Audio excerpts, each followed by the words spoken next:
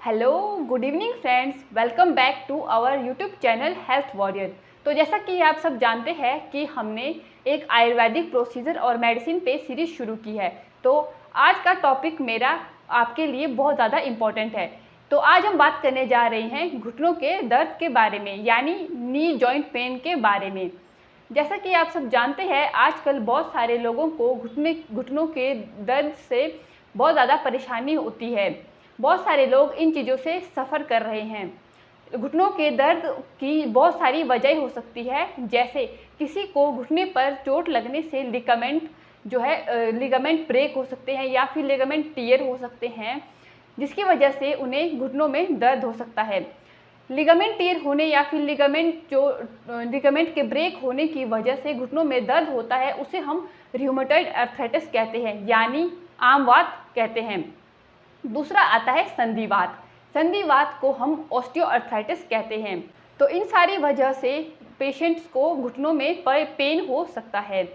अगर किसी का वेट ज़्यादा है या फिर कोई बहुत ज़्यादा मोटा है, तो उसके वेट का प्रेशर सीधा घुटनों पे पड़ता है, जिसकी वजह से उसे घुटनों में दर्द हो सकता है। घुटनों में दर्द की बहुत सारी वजह होती है। आज हम बात करेंगे ऑस्टियोआर्थराइटिस पे, जिसे हम संधिवात कहते हैं। संधिवात एक ऐसी कंडीशन है जो एज के अकॉर्डिंग होती है, यानी ये उन लोगों में होता है जिसकी एज 50 या 55 से अबव की है, उनमें ये सारी चीज़ें होती हैं। उन लोगों में वात दोष बढ़ जाता है, इसकी वजह से उनकी जो हड्डियाँ होती है वो उनकी हड्डियाँ घिस जाती है और आपस में टकराती है, जिसकी वजह से उन्हें पेन होता है।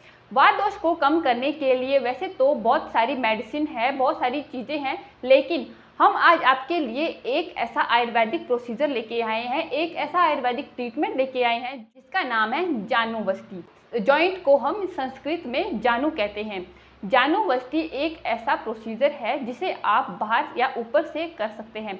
वैसे तो आयुर्वेद की चिकित्सा में बहुत सारी वस्ती बताई गई है, जिससे आप जॉइंट पेन के लिए यूज़ कर सकते हैं। इसमें हम काढ़े या तेल का एनिमा देकर जॉइंट पेन में रिलीफ दे सकते हैं। लेकिन जानुवस्ती एक ऐसा प्रोसीजर है जिसे हम आसानी से कर सकते हैं, और साथ ही ये प्रोसीजर आप घर में भी कर सकते हो। तो इसमें मैं आपको बताऊंगी कि जानुवस्ती करने की पूरी विधि क्या है, साथ ही जानुवस्ती के लिए आपको क्या क्या सामग्री चाहिए, जानुवस्ती में आपको क्या क्या सावधानियां बरतनी होती है, और साथ ही इसके क्या क्या फ़ायदे हैं। तो ये सारा कुछ मैं आपको इस वीडियो में बताऊंगी। तो पूरी जानकारी के लिए वीडियो को लास्ट तक ज़रूर देखें। तो सबसे पहले हम बात करते हैं जॉइंट पेन की एनाटॉमी के बारे में।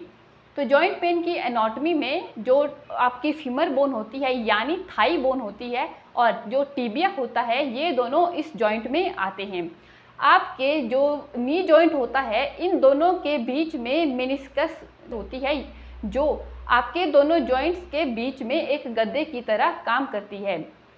अगर किसी भी कारण या फिर एज के हिसाब से, जैसे जैसे एज बढ़ती है उस हिसाब से ये जो लेयर्स होती है वो गलना शुरू हो जाती है, जिसकी वजह से आपके जॉइंट्स के बीच में जो स्पेस होता है, जो गद्दे का एक गद्दे की लेयर होती है, वो घिसना शुरू हो जाती है, जिसकी वजह से आपकी जो दो बोन होती है वो आपस में टकराना शुरू हो जाती है, या फिर उनके बीच में फ्रिक्शन होती है।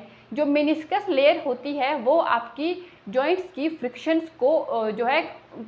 से जॉइंट्स को प्रिवेंट करती है। लेकिन अगर ये लेयर घिस जाती है, तो उसकी वजह से आपके जॉइंट्स में फ्रिक्शन शुरू हो जाती है, और इससे लोगों को बहुत सारी मुश्किलें हो सकती है, जिसकी वजह से कुछ लोगों का थोड़ी देर चलना या फिर सीढ़ियाँ चलना बहुत मुश्किल हो जाता है, या फिर वो ज़्यादा वॉकिंग के बाद उनको जॉइंट पेन शुरू हो जाता है। तो इन सारे जोड़ों के दर्द के लिए आमतौर पर पेन किलर्स, कैल्शियम या फिर ऑइंटमेंट आती है, या फिर लास्ट में आता है जॉइंट रिप्लेसमेंट थेरेपी। लेकिन इन सब चीज़ों को करवाने के बाद भी लोगों में दर्द कम नहीं होता है। तो आयुर्वेदिक दृष्टिकोण के हिसाब से कहा जाता है कि आम वात बढ़ा हुआ है। ऐसे में जो वात दृष्टि होती है उसको कम करना होता है, यानी जो जॉइंट्स के बीच में लुब्रिकेशन होती है वो कम हो गई होती है, तो हमें उसको जो है इंक्रीज करने की ज़रूरत होती है। ऐसे में जानुवस्ती काफ़ी ज़्यादा बेनिफिशियल है, क्योंकि जानुवस्ती का कार्य ही यही है कि ये आपके जॉइंट्स के बीच जॉइंट्स को लुब्रिकेशन प्रदान करती है। तो अब हम बात करते हैं जानुवस्ती के बारे में कि आपको जानुवस्ती में पहले तो क्या क्या सामग्री चाहिए उसके बारे में बात करते हैं। तो जानुवस्ती की सामग्री में पहले आता है उड़द का आटा, या फिर आप गेहूं का आटा भी ले सकते हैं। इसके साथ ही आप ऑयल, कोई भी ऑयल ले सकते हैं, मेडिकेटेड ऑयल भी ले सकते हैं, या फिर तिल का ऑयल भी ले सकते हैं। मेडिकेटेड ऑयल में आप महानारायणी, नारायणी तेल, निर्गुंडी तेल, बल्ला, शीर बल्ला तेल आदि आप डॉक्टर की सलाह से इस्तेमाल कर सकते हैं। लेकिन एज के अकॉर्डिंग जॉइंट पेन होता है, उसमें आप तिल का तेल या तिल के तेल के साथ नारायण तेल या महानारायण तेल को इस्तेमाल कर सकते हैं। इसके साथ ही आप एक बाउल रखेंगे, एक स्पून या फिर कोई भी करछी ले सकते हैं, या इसके साथ ही आप एक कॉटन का जो है रोल रख सकते हैं, और साथ ही आपका जो जिसमें आप ऑयल गर्म करोगे वो जो आपके पास बर्तन होने चाहिए। इसके बाद नेक्स्ट अब हम प्रोसेस जो है स्टार्ट करते हैं कि आप प्रोसीजर शुरू कैसे करते हैं। तो प्रोसीजर शुरू करने से पहले पेशेंट को अच्छे से लाइंग डाउन पोजीशन में सुला दें, और उसका जो जॉइंट होता है उस पर पहले हल्के से जो है हल्के हाथों से गर्म तेल से मसाज करें। मसाज करने के टाइम आप ध्यान रखें कि जो पेशेंट का जॉइंट है उस पर जो है राउंड सर्कल में या फिर राउंड मोशन में आपने जो है मसाज करनी है। यानी जो आपका जॉइंट होता है उसके जो है अराउंड जो है सर्कल में आपने जो है मसाज करनी है। मसाज करने के बाद उस एरिया को अच्छे से स्टीम करना है।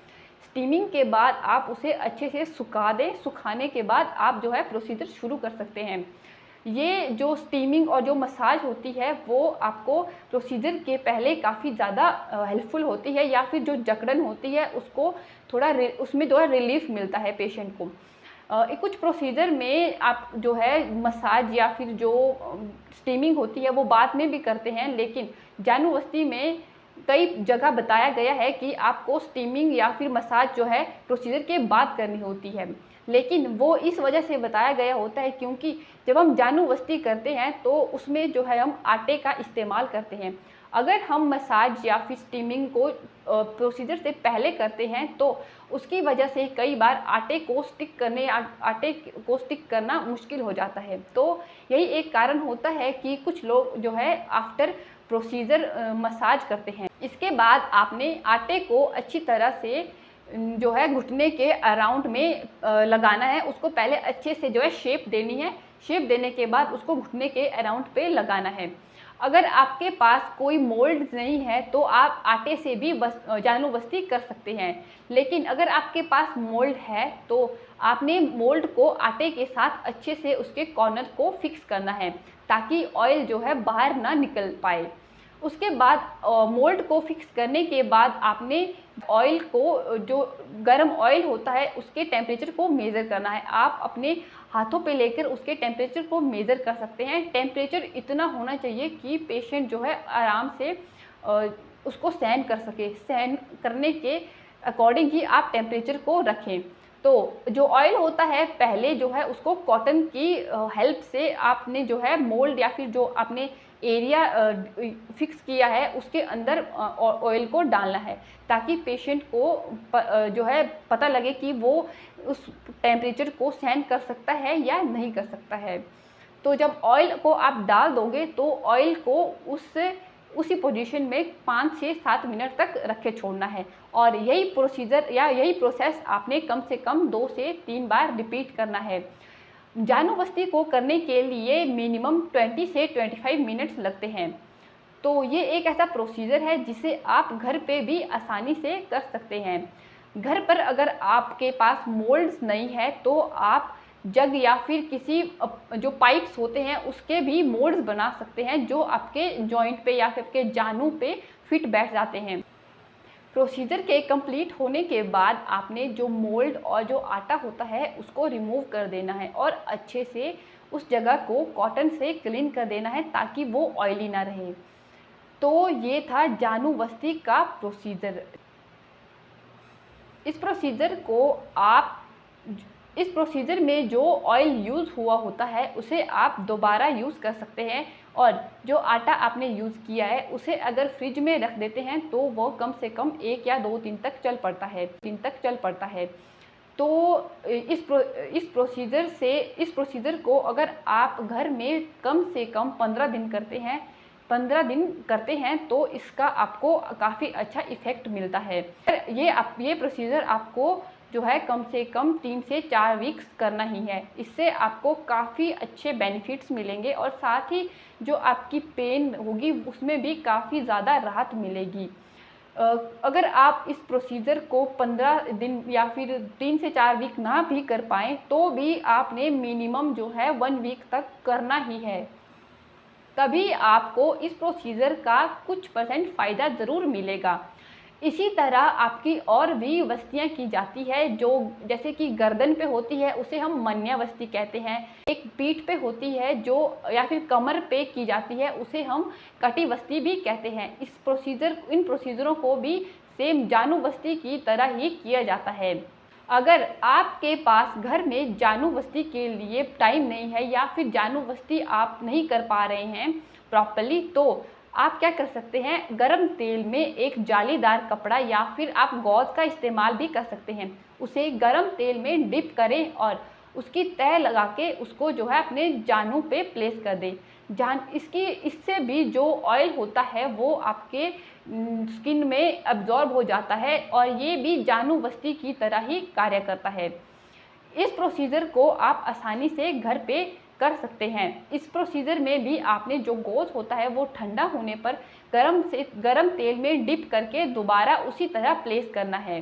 नेक्स्ट हम बात करेंगे कि जो जानुवस्ती है उसके आपको क्या क्या बेनिफिट्स मिलेंगे। तो इसके बेनिफिट में पहला आता है कि जो आपकी बॉडी में वात दोष बड़ा होता है उसमें वो जो है वात दोष को कम करती है। साथ ही जो आपके जॉइंट्स में लुब्रिकेशंस ख़त्म हो गई होती है उस लुब्रिकेशन को इंक्रीज़ करती है या फिर उस लुब्रिकेशंस को बनाती है। इसके साथ ही आप जब जानुवस्ती में ऑयल डालते हैं तो उस ऑयल से जो आपकी जो ब्लड वेसल्स होती है उनमें डायलेटेशन होता है, यानी वैदो डायलेटेशन होता है, जिससे आपकी ब्लड सर्कुलेशन भी काफ़ी अच्छी होती है और साथ ही ये आपकी मसल्स को भी स्ट्रेंथन देती है। और इसके साथ ही जानुवस्ती आपके धातु के क्षय को भी कम करती है। तो ये थी मेरी वीडियो जानुवस्ती पे। नेक्स्ट वीडियो में हम आपको बताएंगे कि जो नी रिप्लेसमेंट थेरेपी होती है वो कैसे होती है, उसके क्या क्या बेनिफिट होते हैं, और साथ ही मैं आपको बताऊंगी कि आप जो है joint pain, arthritis, osteoarthritis, rheumatoid arthritis के लिए और कौन कौन सी आयुर्वेदिक मेडिसिन इस्तेमाल कर सकते हैं। तो वीडियो अगर अच्छी लगी हो तो चैनल को सब्सक्राइब करें और जो व्यक्ति हमारे चैनल पे नए आए हैं वो हमारे चैनल को सब्सक्राइब करने के साथ साथ बेल आइकन को ज़रूर दबाएं। और साथ ही हमारी पूरी वीडियोस को देखने के लिए मैंने प्लेलिस्ट को जो है आपको स्क्रीन पे मेंशन किया है, तो आप उस पर जाके हेल्थ से रिलेटेड सारी वीडियोस देख सकते हैं। Thank you.